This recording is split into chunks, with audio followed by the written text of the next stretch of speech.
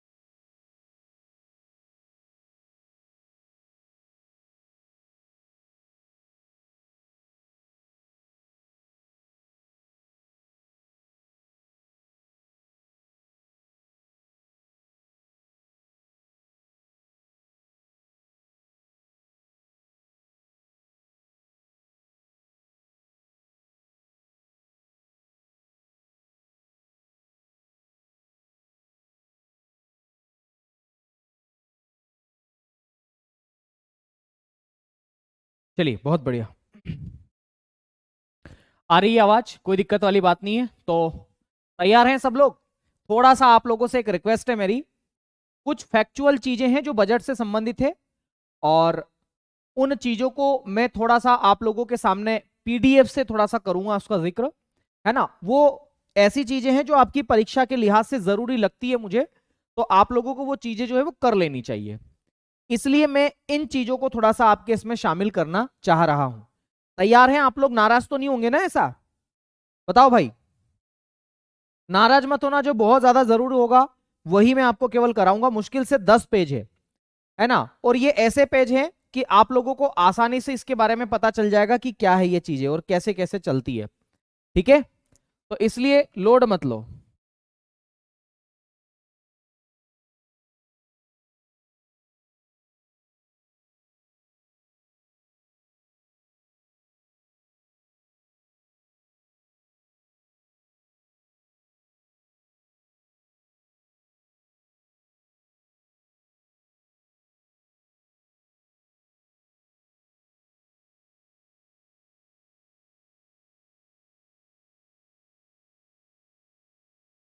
देखो, इसमें क्या क्या बातें हैं, तो जो खास खास बातें वही मैं लेकर के आया हूं, उन बातों को आपको भी याद रखना है। जैसे एक सवाल आपसे पूछा जा सकता है कि भारत का सबसे पहला बजट जो है वो कब पेश किया गया था, तो बहुत सारी किताबें आपको 7 अप्रैल 1860 बताएगी। और सही मायने में देखा जाए तो ये फैक्ट बिल्कुल सही भी है। तो 7 अप्रैल 1860 को मेरे साथियों भारत का सबसे पहला बजट पेश किया गया था। किसने पेश किया था? तो जेम्स विल्सन ने पेश किया था। किसने पेश किया था? जेम्स विल्सन ने पेश किया था। आ गई बात समझ में? ओके, जेम्स विल्सन ने पेश किया था। आ गई बात समझ में आप लोगों को? जेम्स विल्सन ने। दूसरी बात, आप चाहें तो ये पढ़ सकते हैं, नहीं तो कोई जरूरत नहीं है, पर फिर भी मैं पढ़ के बता देता हूं। जेम्स विल्सन एक पत्रिका के संस्थापक थे, उसका नाम था द इकोनॉमिस्ट। ये पत्रिका के संपादक कौन थे? संस्थापक जेम्स विल्सन थे। ठीक है, जेम्स विल्सन को भारत के अंदर 1857 की क्रांति के बाद भेजा गया था ताकि यहां की आर्थिक स्थिति को क्या कर सके, वित्तीय संकट को यहां से बचा सके। तो भारत के वित्तीय संकट को दूर करने के लिए जेम्स विल्सन को भारत भेजा गया था, है ना? जेम्स विल्सन ने भारत में पहली बार बजट पास पारित किया था, बजट पेश किया था 7 अप्रैल 1860 को। कौन सी पत्रिका का ये संस्थापक थे? तो द इकोनॉमिस्ट नामक पत्रिका के ये संस्थापक थे। ठीक है, आ गई बात समझ में आप लोगों को? ओके, सस्टेनेबल डेवलपमेंट बताए। तू पढ़ लो, ठीक ठीक करने का बोल दो केवल। पढ़ाई वढ़ाई होती नहीं है। कैसे होगी पढ़ाई फिर? ऐसे थोड़ी ना पढ़ाई होगी।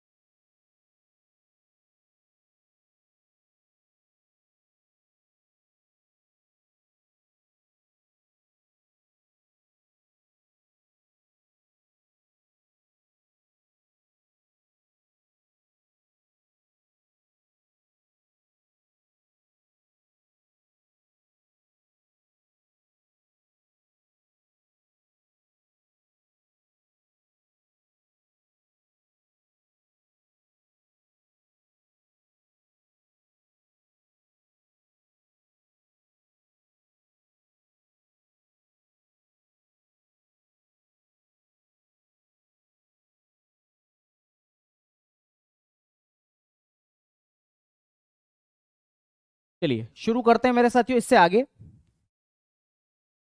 जेम्स विल्सन जो है ये भारत में आधुनिक वित्तीय प्रणाली की इन्होंने नींव रखी थी और इन्होंने ही देश के अंदर इनकम टैक्स की शुरुआत भी की थी। याद रखना, इन्हीं के द्वारा इनकम टैक्स की शुरुआत की गई थी मेरे साथियों। किसकी शुरुआत की गई थी? इनकम टैक्स की शुरुआत इन्हीं के द्वारा की गई थी। ठीक है, ठीक है भाई। क्यों की गई थी इनकम टैक्स की शुरुआत? ताकि जो 1857 की क्रांति शुरू हुई थी ना, उसमें जो खर्चा हुआ था उस खर्चे को और उस ऋण की भरपाई ये कर सके। इसीलिए जेम्स विल्सन ने क्या किया? तो याद रखना है इसके अंदर क्या किया मेरे साथियों जेम्स विल्सन ने? तो जेम्स विल्सन ने इसके अंदर मेरे साथियों इनकम टैक्स की शुरुआत की। ठीक है इनकम टैक्स की शुरुआत की। चलिए अगली बात। अच्छा, अगर आपसे यह पूछा जाए कि स्वतंत्र भारत का पहला बजट कब पेश किया गया था, तो 26 नवंबर 1947 को देश के पहले वित्त मंत्री ने, जिनका नाम था आर.के. षणमुखम शेट्टी, इन्होंने स्वतंत्र भारत का पहला बजट पेश किया था मेरे साथियों। स्वतंत्र भारत का पहला बजट इन्होंने पेश किया था। किसने? आर.के. षणमुखम शेट्टी जी ने स्वतंत्र भारत का पहला बजट पेश किया था। यह बात आपको यहां पर याद रखनी होगी। ठीक है, यह जो बजट पेश किया था 26 नवंबर 1947 को आर.के. षणमुखम शेट्टी जी ने, यह बजट था ना, यह बजट मेरे साथियों एक अंतरिम बजट था। कैसा बजट था? अंतरिम बजट था। जो कितने अवधि के लिए बनाया गया था? तो 7.5 महीने की अवधि के लिए बनाया गया था। केवल और केवल 7.5 महीने की अवधि के लिए इस बजट को बनाया गया था। और याद रखना, यह बजट 15 अगस्त 1947 से 31 मार्च 1948 तक के लिए बनाया गया था। तो 15 अगस्त 1947 से 31 मार्च 1948 के लिए मेरे साथियों इस बजट को बनाया गया था। यह बात आपको याद रखना है। ठीक है, कोई दिक्कत इसमें किसी को? बताओ भाई, कोई दिक्कत तो नहीं है इसमें? जल्दी से एक बार बताएंगे। कोई समस्या वाली बात तो नहीं है इसमें? मैंने आपसे जो पूछा है उसका जवाब दीजिए। यहां पर कोई समस्या वाली बात तो नहीं है? बताएंगे मेरे प्यारे दोस्त? सभी लोग जल्दी से मुझे बताएंगे। यहां तक कोई समस्या तो नहीं है? किसी को भी कोई समस्या तो नहीं है? बढ़े आगे। अच्छा, इस अंतरिम बजट का उद्देश्य क्या था? तो इस अंतरिम बजट का उद्देश्य क्या था मेरे साथियों? जल्दी से बताएंगे इसका उद्देश्य क्या था?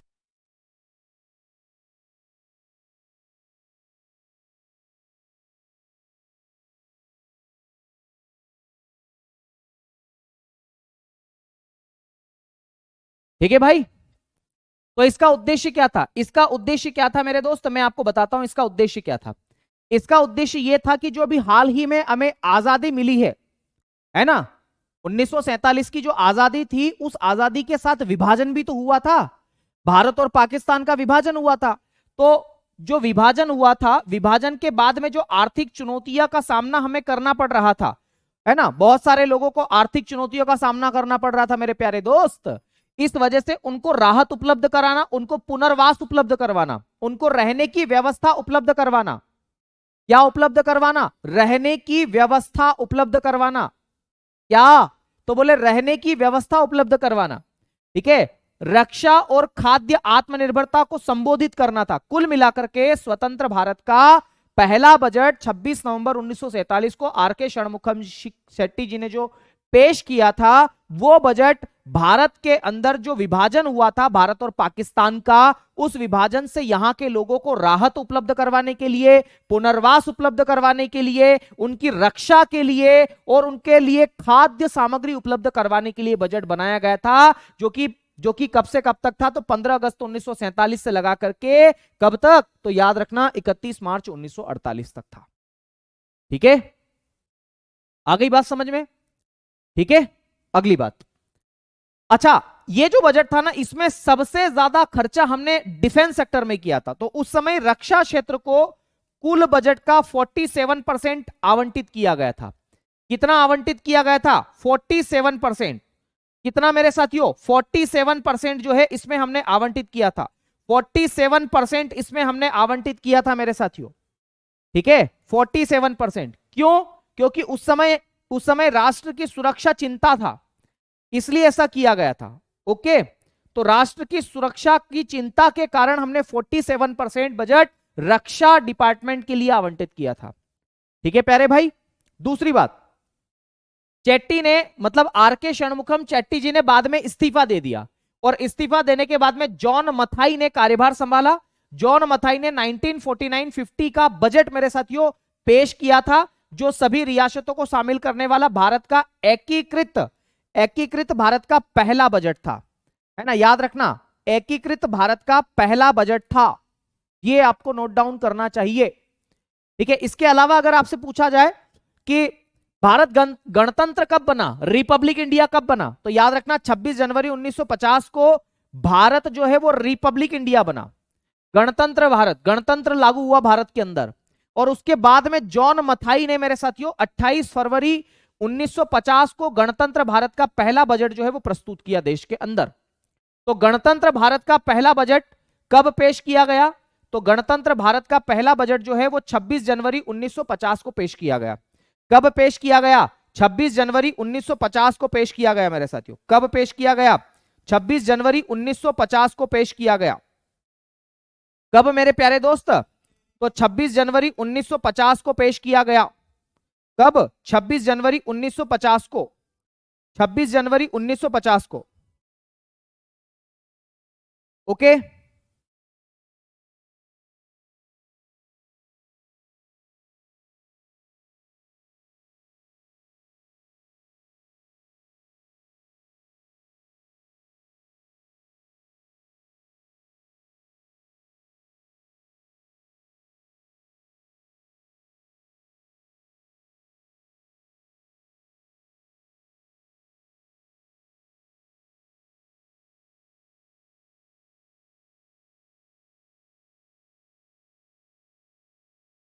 बढ़े, आगे बढ़े।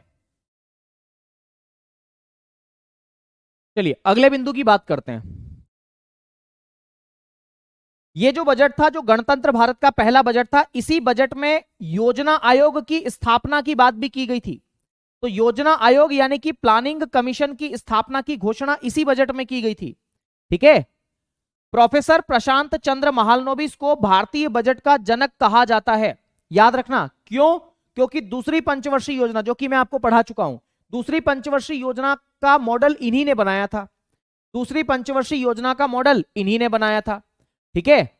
और दूसरी पंचवर्षीय योजना का मॉडल बनाने के साथ साथ औद्योगिक क्षेत्र को भी क्या किया था इन्होंने, औद्योगिक क्षेत्र को बढ़ावा दिया था। अच्छा, बजट को हिंदी और अंग्रेजी में पेश करना कब से शुरू किया गया, 1955-56 से शुरू किया गया। किसने किया, सीडी देशमुख ने किया। इन्होंने प्रारंभ किया था कि बजट को हिंदी और इंग्लिश दोनों में पेश करना चाहिए। ठीक है, हिंदी और इंग्लिश दोनों में पेश करना चाहिए। पीडीएफ इंग्लिश में क्यों नहीं है, ओह सॉरी, मैं ऐसे तो पीडीएफ से पढ़ाता ही नहीं हूं, मेरी गलती हो गई, मतलब मैं दरअसल है ना इंग्लिश में ट्रांसलेट नहीं कर पाया सच मायने में, पर मैं कर दूंगा। अगर आप कहेंगे तो इसको मैं करके अपलोड करवा दूंगा। ठीक है, इंग्लिश में ट्रांसलेट करवा के मैं अपलोड करवा दूंगा इसको। ओके डन, करवा दूंगा। अच्छा, पहला पेपरलेस बजट कब कब मेरे साथियों शुरू किया गया था।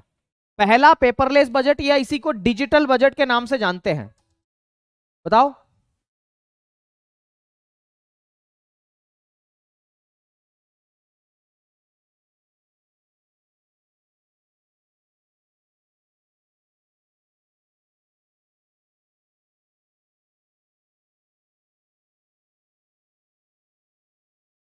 है ना, तो याद रखना पहला पेपरलेस बजट मेरे साथियों 2021-22 का बजट था और ये निर्मला सीतारमण जी के द्वारा पेश किया गया था। पहला पेपरलेस बजट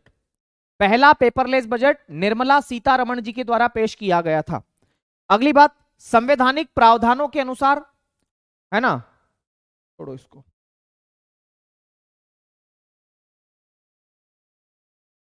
ये बहुत इंपॉर्टेंट चीज है, इसको देखना जरा। आपको पता है कि 1924 में क्या हुआ था, 1924 में रेल बजट को आम बजट से अलग किया गया था, है ना। 1924 में रेल बजट को आम बजट से अलग किया गया था। किसकी सिफारिशों पर किया गया था, एकवर्थ कमेटी की सिफारिशों पर किया गया था। एकवर्थ कमेटी की सिफारिशों पर मेरे साथियों ऐसा किया गया था। क्या किया गया था, एकवर्थ कमेटी की सिफारिशों पर मेरे साथियों क्या किया गया था? एकवर्थ कमेटियों की सिफारिशों पर रेल बजट को आम बजट से अलग किया गया था और ऐसा कहा गया था कि रेल जो है, रेल बजट अलग होना चाहिए क्योंकि रेलवे का उद्देश्य व्यवसाय करना है। क्योंकि रेल में जाते हो तो टिकट भी लेनी पड़ती है, टिकट लेंगे तो मतलब वही व्यवसाय हो गया। आ गई बात समझ में? व्यवसाय हो गया। तो याद रखना इसका उद्देश्य क्या था, अलग करने का उद्देश्य क्या था, पृथक करने का उद्देश्य क्या था? तो रेलवे को व्यावसायिक आधार पर संचालित करना, बिजनेस बेस पर उसको क्या करना, ऑपरेट करना, ठीक है, जिससे सामान्य सरकारी वित्तीय उतार चढ़ाव से इसको क्या रखा जा सके, सुरक्षित रखा जा सके। अगली बात जॉन मथाई के बारे में हम बातचीत कर लेते हैं। जॉन मथाई जी, जिन्होंने 20 नवंबर 1947 को स्वतंत्र भारत का पहला रेल बजट पेश किया था, क्योंकि इनसे पहले जो वित्त मंत्री भारत के अंदर थे आर.के. षणमुखम शेट्टी जी, उन्होंने क्या कर दिया था, उन्होंने किया था मेरे साथियों इस्तीफा दे दिया था। आ गई बात समझ में? सॉरी गलत बोल गया मैं, उन्होंने इस्तीफा बाद में दिया था। जॉन मथाई ने उस समय रेल बजट पेश किया था और 26 नवंबर 1947 को उन्होंने बजट पेश किया था, अंतरिम बजट, ठीक है। तो रेल बजट इन्होंने पेश किया था। हालांकि 92 वर्षों के बाद में 21 सितंबर 2016 की बात है, रेल बजट को आम बजट के साथ में मेरे साथियों जोड़ दिया गया वापस से। और इसकी सिफारिश किसने की थी? तो याद रखना विवेक देबराय कमेटी की सिफारिशों पर ऐसा किया गया था। तो विवेक देबराय समिति की सिफारिश पर 2016 में रेल बजट को आम बजट के साथ में विलय कर दिया गया है, ठीक है। मृत्युंजय कुशवाहा कह रहे हैं पीडीएफ से क्यों पढ़ा रहे हो, लिख कर पढ़ाओ, है ना। क्यों नहीं बोले थे कि लिख कर नहीं पढ़ाऊंगा, डेमो क्लास में क्यों नहीं बोले थे? जी भाई, ठीक है भाई, आ गई बात समझ में आप लोगों को? ये मैंने बात बताई जो है। अच्छा, कुछ महत्वपूर्ण बात क्या है वो जरा समझ लो। जैसे एक सबसे महत्वपूर्ण बात है कि सबसे ज्यादा बजट किसने पेश किए, सर्वाधिक बजट किसके द्वारा पेश किए गए? तो मोरारजी देसाई ने सबसे ज्यादा बजट पेश किए। कितनी बार पेश किए हैं? तो याद रखना मेरे साथियों 10 बार बजट पेश किए हैं। कितनी बार? 10 बार, सबसे ज्यादा। मोरारजी देसाई ने 8 पूर्ण बजट पेश किए और 2 अंतरिम बजट पेश किए। अंतरिम बजट का मतलब समझते हो? अंतरिम बजट का मतलब यह होता है, जैसे मान लो लोकसभा के अंदर भारत की कोई सरकार है, जैसे मोदी जी की सरकार है, मोदी जी की सरकार के कार्यकाल कितना है? 5 वर्ष का है। तो आखिरी का जो साल है उस समय जो बजट पेश किया जाता है उसे अंतरिम बजट कहा जाता है। क्या बोलते हैं उसे? अंतरिम बजट के नाम से जानते हैं, अंतरिम बजट के नाम से आप इसे जानते हैं, ठीक है। ओके, अंतरिम बजट के नाम से आप इसे जानते हैं। ओके मेरे प्यारे दोस्त, ठीक है, अंतरिम बजट। अच्छा, पी चिदम्बरम जी 9 बार बजट पेश कर चुके हैं। पी चिदम्बरम जी जो है वो 9 बार बजट पेश कर चुके हैं मेरे दोस्त, 9 बार बजट पेश कर चुके हैं पी चिदम्बरम जी। पी चिदम्बरम जी 9 बार बजट पेश कर चुके हैं, ठीक है।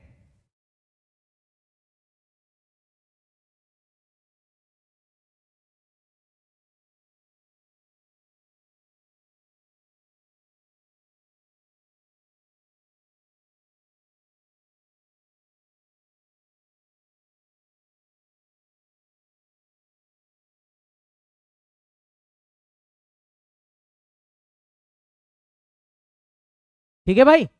अच्छा, प्रणब मुखर्जी ने कितनी बार बजट पेश किया है? तो प्रणब मुखर्जी ने मेरे साथियों 8 बार बजट पेश किया है। कितनी बार? 8 बार। पहली महिला वित्त मंत्री कौन थी? तो इंदिरा गांधी पहली महिला वित्त मंत्री थी। इंदिरा गांधी पहली महिला वित्त मंत्री थी जिन्होंने पहली बार बजट पेश किया था 1970-71 में। और याद रखना इस समय ये भारत की प्रधानमंत्री भी थी। तो प्रधानमंत्री के साथ साथ ये वित्त मंत्री का पद भी संभाल रही थी, ठीक है। जब वे प्रधानमंत्री के साथ साथ वित्त मंत्री का प्रभार भी संभाल रही थी तभी इन्होंने पहली बार बजट पेश किया था। यह भी एक महत्वपूर्ण बात है, ठीक है। इसके अलावा अगर मैं चर्चा करूं मेरे साथियों, तो अगर आपसे यह पूछा जाए कि पहली पूर्णकालिक महिला वित्त मंत्री कौन थी जो पूरी तरीके से वित्त मंत्री का ही प्रभार, ठीक है, संभाल रही थी, तो याद रखना है मेरे साथियों उनका नाम है निर्मला सीतारमण। निर्मला सीतारमण पहली पूर्णकालिक महिला वित्त मंत्री थी। पहली पूर्णकालिक महिला वित्त मंत्री थी निर्मला सीतारमण जी, ठीक है। भारत की पहली पूर्णकालिक महिला वित्त मंत्री कौन? निर्मला सीतारमण जी। और मैं आपको बता दूं 2026-27 का जो बजट इन्होंने पेश किया है ना, ये इनका लगातार 9वां बजट है। लगातार बजट पेश करने वाली लगातार 9वीं बार एक अंतरिम बजट इन्होंने पेश कर दिया है ऑलरेडी। 9वीं बार बजट पेश करने वाली ये पहली महिला बन गई है, ठीक है, 9वीं बार बजट पेश करने वाली ये पहली महिला बन गई है। ठीक है भाई, चलिए ओके, बढ़े आगे। सर निर्मला सीतारमण, मीनाक्षी का सवाल है सर, निर्मला सीतारमण जी ने भी तो 9 बार पेश किया है। हाँ जी, हमने लिखा ना, निर्मला सीतारमण जी ने लगातार 9 बार पेश किया है, और 9 बार में से 1 बार उन्होंने अंतरिम बजट पेश किया है। ठीक है, ये मैंने लिखा है यहां पर। ओके, अब मैं आपको बताता हूं, लास्ट पीडीएफ है मेरे ख्याल से, हाँ लास्ट है ये, लास्ट पेज है, लास्ट सेकेंड है ऐसे तो, पर लास्ट कर लेते हैं इसको। ठीक है, लास्ट कर लेते हैं। देखो क्या है लास्ट, अगर आपसे यह पूछा जाए कि सबसे लंबा भाषण समय के हिसाब से किसने दिया, तो सबसे लंबा कौन बोला भैया, तो 2 घंटे 42 मिनट बोली है निर्मला सीतारमण जी। इन्होंने 1 फरवरी 2020 को सबसे लंबा भाषण दिया था। कब, 1 फरवरी 2020 को, रविंद्र कुमार भाई प्लीज, है ना, 1 फरवरी 2020 को सबसे लंबा भाषण इनका था। सबसे लंबा भाषण अगर शब्दों की मैं बात करूं तो डॉक्टर मनमोहन सिंह जी ने 1991 में मेरे साथियों शब्दों के हिसाब से सबसे लंबा भाषण दिया था, 18,650 शब्द थे उसके अंदर। ठीक है, 18,650 शब्द थे। सबसे छोटा भाषण जो है वो किसके द्वारा दिया गया था, 1977 में दिया गया था, एच.एम. पटेल ने। केवल 800 शब्दों का यह बजट था, केवल 800 शब्दों का यह बजट था मेरे दोस्त, केवल 800 शब्दों का यह बजट भाषण था, 800 शब्दों का बजट भाषण था। याद रखना, 800 शब्दों का बजट भाषण, 800 शब्दों का यह बजट भाषण था। कितने का था, 800 शब्दों का बजट भाषण था मेरे दोस्त। यह बात आपको यहां पर याद रखना है। बताओ यहां तक कोई दिक्कत किसी को, प्लीज, यहां तक किसी को कोई समस्या? ठीक है,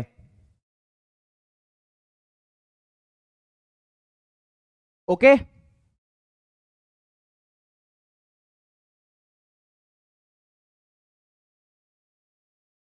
बताओ भाई।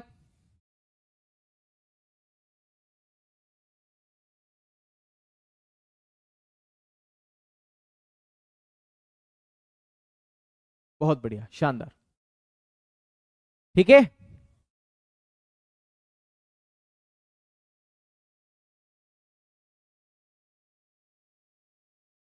क्लियर है, क्लियर है, क्लियर है। हाँ, पीडीएफ इसी के साथ डाल दूंगा। चिंता, आपको ऐसा क्यों लगता है कि मैं पीडीएफ नहीं डालूंगा? अरे भाई, मैं पीडीएफ नहीं डालूंगा तो फिर क्या डालूंगा? पीडीएफ तो डालना पड़ेगी ना मुझे।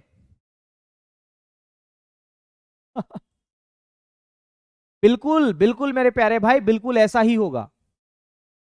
ठीक है, आपको ऐसा क्यों लगता है? हम्म, चलिए बहुत बढ़िया। अब मैं आपको एक बात बताना चाहता हूं, ये तो बजट से संबंधित कुछ बातें थी जो मैंने आपको यहां पर बताई। अब हमारा एक अगला टॉपिक हम शुरू करने वाले हैं, और उस टॉपिक का नाम है सतत विकास लक्ष्य। सतत विकास लक्ष्य, है ना। मैं पीडीएफ लेकर के ऐसे आया था सतत विकास लक्ष्य की, लेकिन अब डर गया हूं आपसे, तो मैं हेडिंग डालता हूं सतत विकास लक्ष्य। सतत विकास लक्ष्य,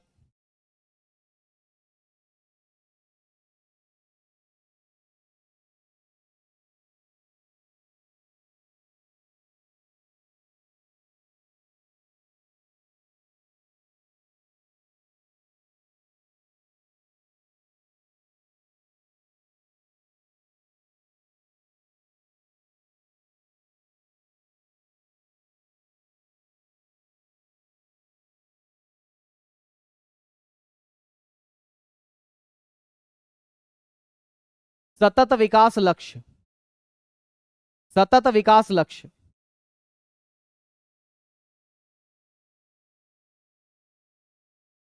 सतत विकास लक्ष्य,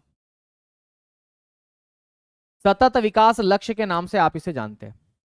ठीक है प्यारे भाई, सतत विकास लक्ष्य के नाम से आप इसे जानते हैं, सतत विकास लक्ष्य। ठीक है, ऐसे मैं आपको बता दूं कि सतत विकास लक्ष्य जो है ना, ठीक है, ये रिपोर्ट आपको बहुत अच्छे से पढ़ना है, ठीक है।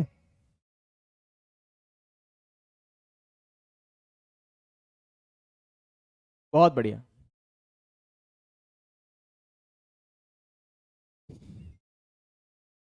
सुनो, सतत विकास लक्ष्य क्या है? सतत विकास लक्ष्य को हम लोग सस्टेनेबल डेवलपमेंट गोल के नाम से जानते हैं। हेडिंग डालेंगे sustainable development goal.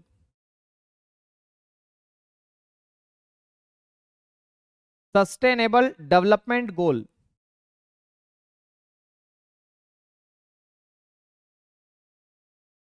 Sustainable development goal. ठीक है प्यारे भाई, सतत विकास लक्ष्य सस्टेनेबल डेवलपमेंट गोल, ठीक है। सस्टेनेबल डेवलपमेंट गोल, आ गई बात समझ में? Sustainable development goal. अब मैं आपको यह बताना चाहता हूं कि सतत विकास लक्ष्यों की संख्या कितनी है। तो सतत विकास लक्ष्यों की संख्या है 17। तो मेरे साथियों कुल कितने लक्ष्य है ये? तो कुल मेरे साथियों 17। इनकी संख्या कितनी है? तो सतत विकास लक्ष्यों की संख्या है 17। 17 ये लक्ष्य है, तो इनकी संख्या है 17। दूसरी बात मैं आपको यह बताना चाहता हूं कि ये जो सतत विकास लक्ष्य है, ये ये कब जारी किए गए? तो 2015 में मेरे साथियों यूएन, यूनाइटेड नेशंस के जो सभी देश है, सभी देशों के द्वारा इसको अंगीकृत किया गया, ठीक है। तो यूएन द्वारा 2015 में अंगीकृत। यूएन, यूएन का मतलब होता है यूनाइटेड नेशन, संयुक्त राष्ट्र आप इसे बोलते हैं, संयुक्त राष्ट्र। संयुक्त राष्ट्र द्वारा, संयुक्त राष्ट्र द्वारा, याद रखना, संयुक्त राष्ट्र यूएन द्वारा, यूनाइटेड नेशन द्वारा 2015 में, संयुक्त राष्ट्र द्वारा 2015 में, 15 में जारी किए गए,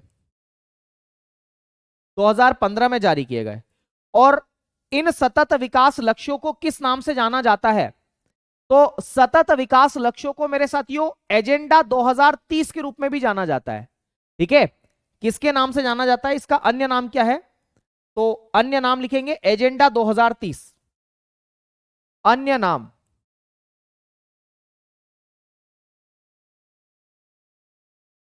अन्य नाम,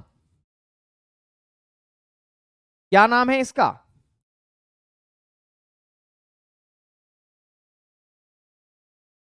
एजेंडा 2030, ये इसका अन्य नाम है, एजेंडा 2030। कहने का मतलब यह है कि 2030 तक, ठीक है, कहने का मतलब यह है, दिग्विजय सर ने पढ़ाया है, एनवायरनमेंट में करा दिया आप लोगों को? सर हम पढ़े हैं, ईवीएस में पढ़ाया गया है, ईवीएस में आपको कराया है ना इसके बारे में? तो फिर तो मेरे ख्याल से हमें नहीं करना चाहिए, है? अगर आपको करवा दिया है तो बहुत अच्छी चीज है। बताओ एक बार। तो फिर मैं पीडीएफ से इसका उपयोग करके पढ़ा दूं? बता दे मुझे, मैं पीडीएफ से इसका प्रयोग कर लूं फिर? कोई दिक्कत तो नहीं है आप लोगों को? जब आपको पढ़ा दिया है तो मैं आपका रिवीजन करवा देता हूं इसको, ठीक है। जब आपको पढ़ा दिया है तो मैं इसका रिवीजन करवा देता हूं।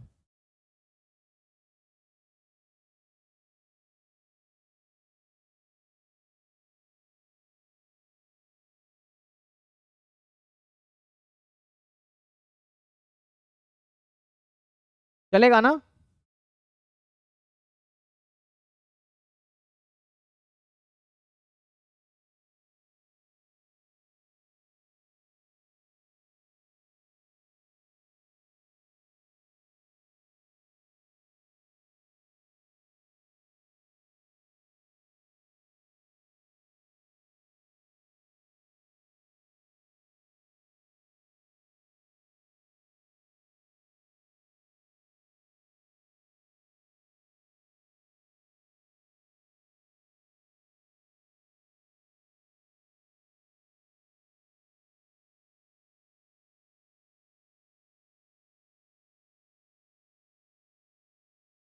चलिए, मैं फिर इसका पीडीएफ से आपको थोड़ा सा पढ़ा देता हूं इसके बारे में।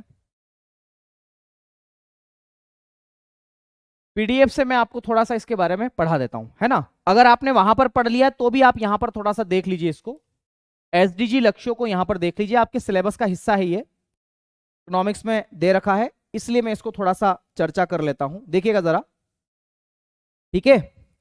यहां पर देखिएगा मेरे साथियों, सतत विकास, सस्टेनेबल डेवलपमेंट आप इसे बोलते हैं। सस्टेनेबल डेवलपमेंट जो है मेरे प्यारे दोस्त, केवल एक आर्थिक अवधारणा नहीं है।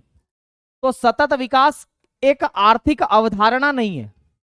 सतत विकास जो है वो एक आर्थिक अवधारणा नहीं है, ठीक है, बल्कि यह मानव अस्तित्व, पर्यावरणीय संतुलन और सामाजिक न्याय का एक जटिल ताना बाना है, ठीक है। बाकी मैंने आपको बताया है कि 2030 में इसको अपनाया गया है मेरे साथियों, ठीक है।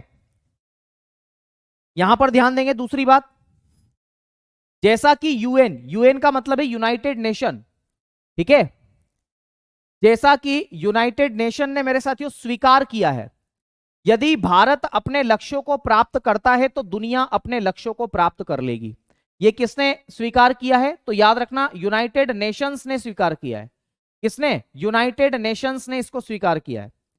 यह रिपोर्ट नीति आयोग के नवीनतम एसडीजी इंडिया इंडेक्स 2023-24 के गहन विश्लेषण को प्रस्तुत करती है मेरे साथियों, ठीक है। तो आइए जरा,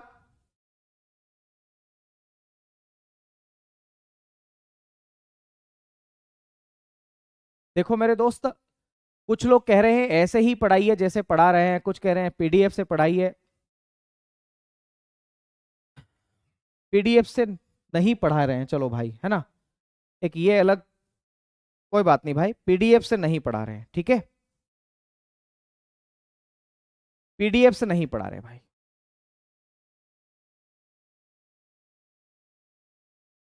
छोड़िए भाई, पीडीएफ से नहीं पढ़ाते।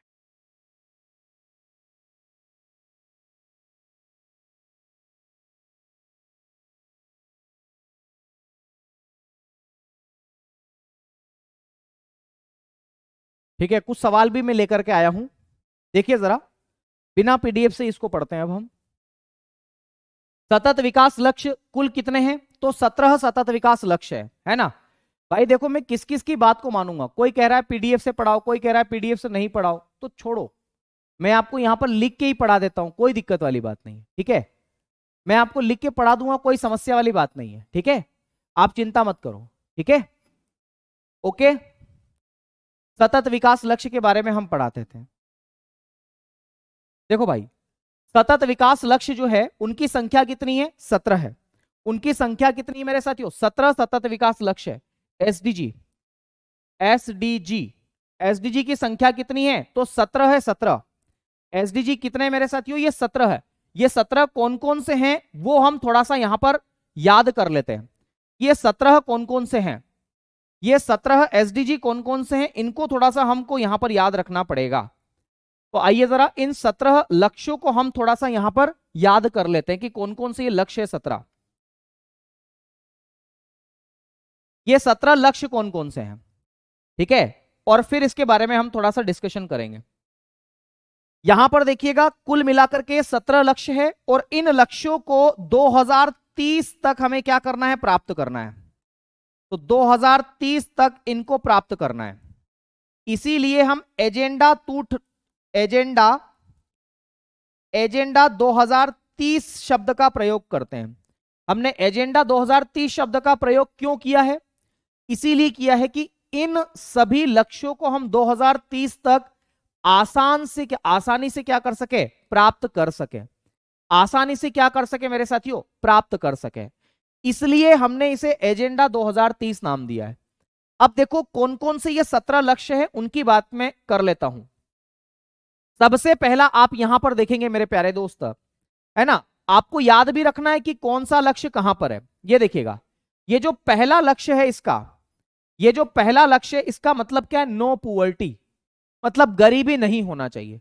तो सतत विकास लक्ष्य का पहला जो लक्ष्य है वो क्या है? नो पुअर्टी, जीरो पुअर्टी भी आप इसे कह सकते हैं, गरीबी को कम करना, पहला लक्ष्य। सतत विकास लक्ष्यों की संख्या कितनी है?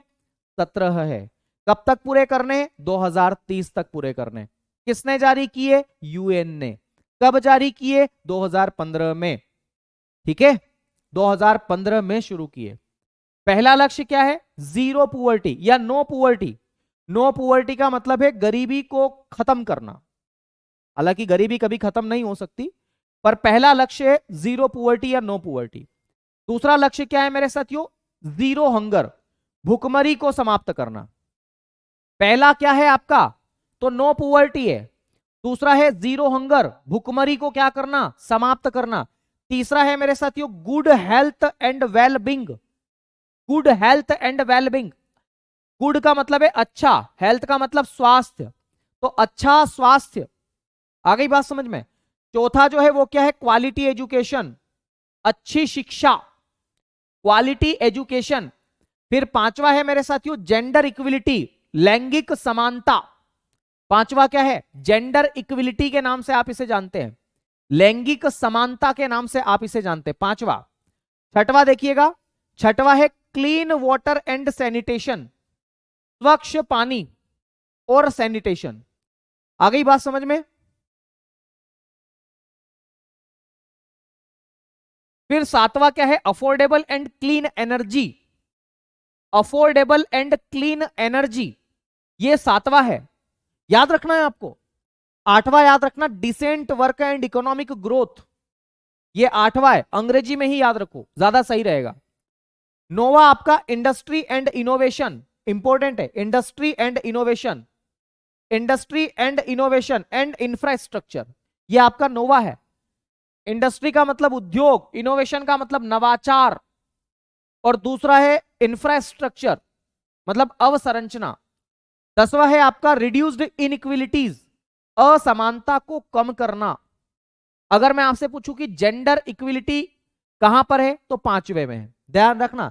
जेंडर इक्विलिटी कहां पर है? पांचवे में। क्वालिटी एजुकेशन चौथे में। भुखमरी को कम करना दूसरा। गरीबी को कम करना पहला। ठीक है, पहला। क्वालिटी एजुकेशन चौथा, बहुत इंपॉर्टेंट है। जेंडर इक्विलिटी पांचवा, जेंडर इक्विलिटी पांचवा। क्वालिटी एजुकेशन चौथा, सॉरी हाँ चौथा। पहला क्या है? गरीबी को कम करना, गरीबी को कम करना। ठीक है, गरीबी को कम करना। आ गई बात समझ में?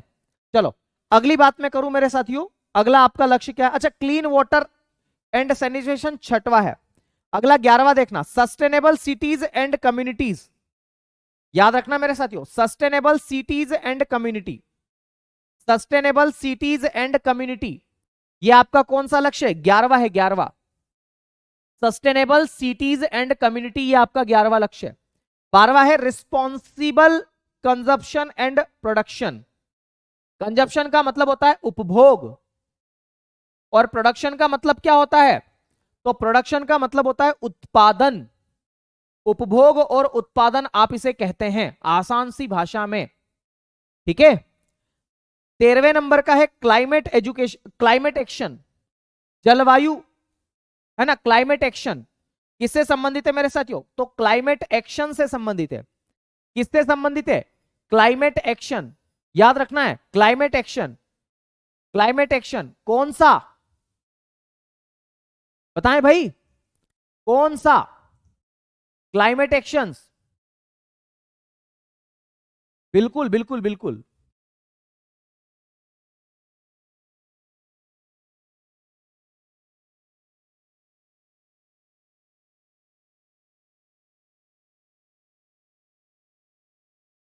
बहुत बढ़िया, शानदार। तो क्लाइमेट एक्शन 13वें नंबर का। अच्छा, 14वें नंबर का क्या है? तो लाइफ बिलो वाटर। बिलो का मतलब है नीचे, तो पानी के नीचे जीवन कैसा है, ये मेरे साथियों 14वें नंबर की है। 15वें नंबर की है लाइफ ऑन लैंड, भूमि के ऊपर कैसा जीवन है, ये 15वें नंबर की है। भूमि के ऊपर कैसा जीवन है, 15वें। फिर 16वें नंबर की अगर हम बात करें, पीस, शांति, जस्टिस, न्याय और स्ट्रॉन्ग इंस्टीट्यूशन, मजबूत संस्थाएं। ठीक है, 17वें नंबर पर है पार्टनरशिप फॉर द गोल्स, लक्ष्यों के लिए पार्टनरशिप या सहभागिता। ये कुल मिलाकर के आपके कितने लक्ष्य मैंने आपको बताए हैं? तो याद रखना मेरे साथियों, ये आपके टोटल लक्ष्य कितने हो गए हैं? तो ये टोटल लक्ष्य आपके 17 हो गए। क्या आप इसे याद रख सकते हैं?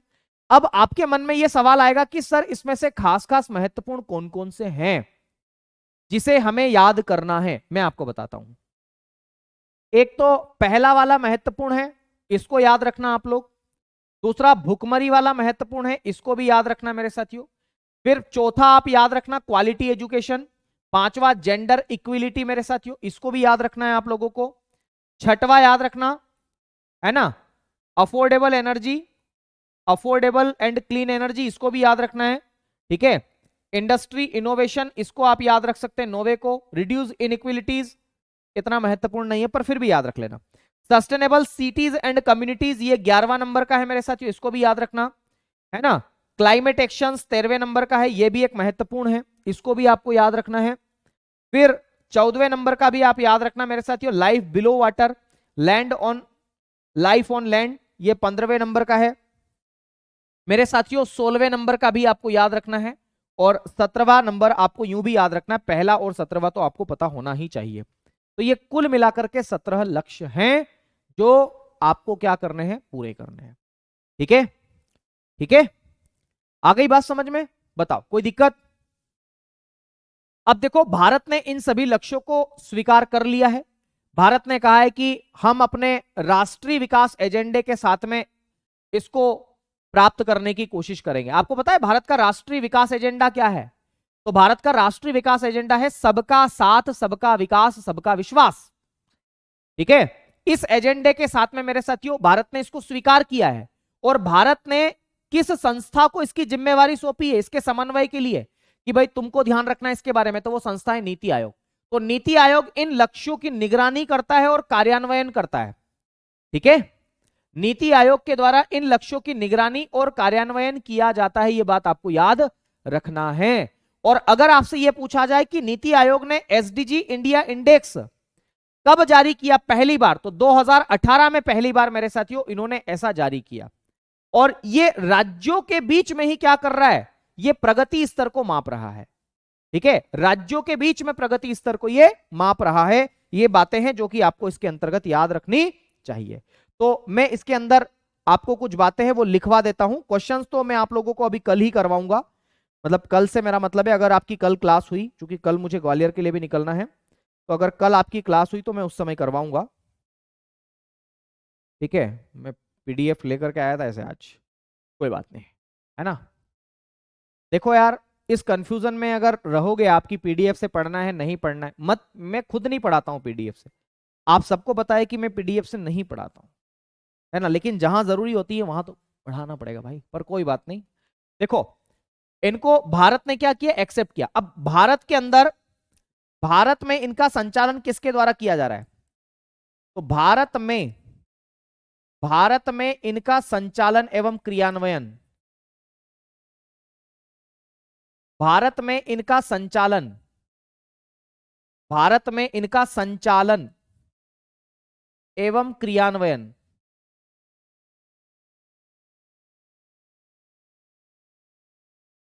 भारत में इनका संचालन और क्रियान्वयन किसके द्वारा किया गया, तो याद रखना है भारत में इनका संचालन और क्रियान्वयन किसके द्वारा किया जा रहा है, तो भारत में नीति आयोग के द्वारा किया जा रहा है।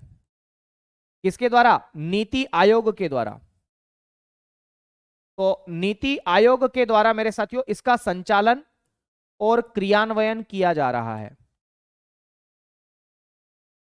तो नीति आयोग के द्वारा इसका संचालन और क्रियान्वयन किया गया। और नीति आयोग ने एसडीजी इंडिया इंडेक्स पहली बार कब जारी किया, 2018 में जारी किया। ठीक है, तो मैं लिखवा देता हूं, नीति आयोग ने पहली बार, नीति आयोग इसने पहली बार, नीति आयोग ने पहली बार